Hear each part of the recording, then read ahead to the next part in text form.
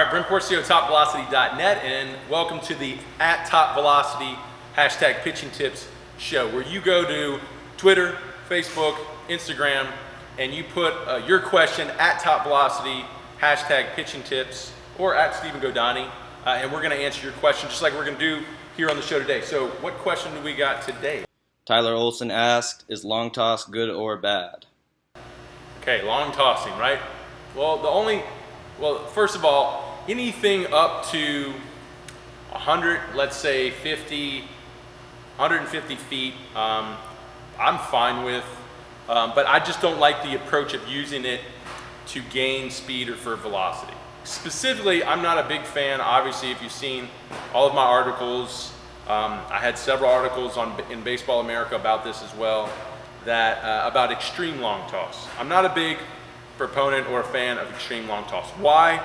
Mainly because if you look at the ASMI, which is American Sports Medicine Institute, which Dr. James Andrews, Dr. Glenn Fleisig, if you look at their research, their case study on the approach, what they found was pretty telling to why I think it's a problem. Let's just look at it this way. When we look at things that we do off the field to influence our skill of pitching, we want to make sure that what we're doing is actually benefiting or transferring. So what is transferring from what we do is important.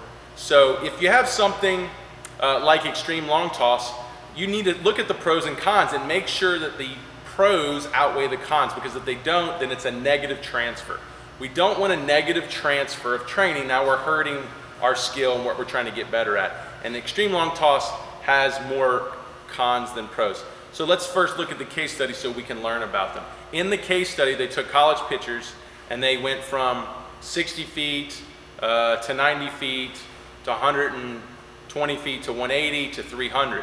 And as the distance increased, things started to happen, specifically when they went from 180 to 300. First off, we all thought that going to 300, ball speed would go up. It actually either stayed the same or went down. They were averaging around 87 miles per hour on the throws. When they went to 300 feet, the average went down to about 84 miles per hour. Second, most important, was mechanics changed. They relied less on the sagittal movement, that's the front leg extension, okay, the trunk tilts, and they relied more on the transverse movements. That's the hip angular velocities, the trunk angular velocities, the elbow extension flexion velocities, which don't have big correlations to ball speed. But at the same time too, when that happened, when the mechanics changed, it changed almost completely different to what we see high velocity pitchers use on the mound. So what high velocity pitchers use on the mound, they don't use at extreme distances. So you're training different mechanics. That's a big negative there. So I'm not even worried about the first one, the ball speed thing. That's a big negative, is when you're using different mechanics than you use on a mound. The second thing was, because of that, elbow torques went up.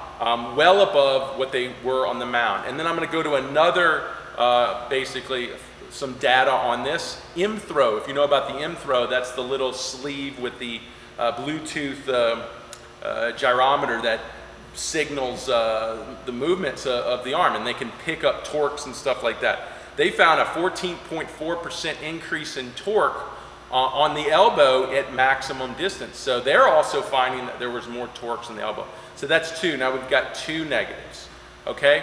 And at the end of the case study with ASMI, they said caution is advised for use of these throws for rehabilitation or training. So they're actually cautioning you to using these throws. So if we look at it, okay, say because your ball speed goes down, but you're exerting more intent, that is helping you throw harder. Say that's the pro. We got one pro, but we've got the change in kinematics and kinetics, meaning the mechanics are changing different from what we use on the mound, specifically as a high velocity pitcher, and we're putting more torques on the throws, and ASMI called it the least efficient throws at those extreme distances. Now we have two negatives to one positive.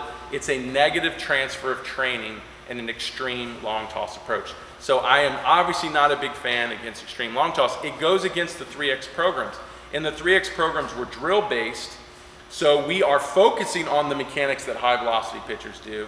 And then we want to enhance the power of that movement, the speed of the movement, and the mobility of the movement through our strength and conditioning program.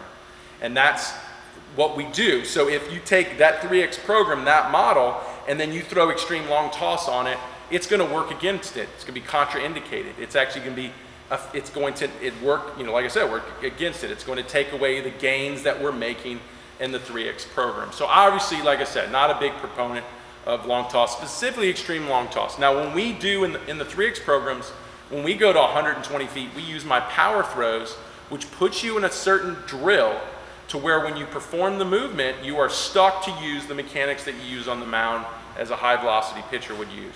So that way you can increase your distances without going into the negatives that we see in extreme long toss. What do you think? Yeah, Brent covered it really well. Same kind of thing. It just changes the kinematics, so like it has no correlation to how we're pitching off of a mound. Like the way that you're going to long toss, like everything changing, like he's saying, the hip movement and everything. So there's no correlation with that. And then it's putting more torque on the arm, so it's giving you a bigger chance of injury.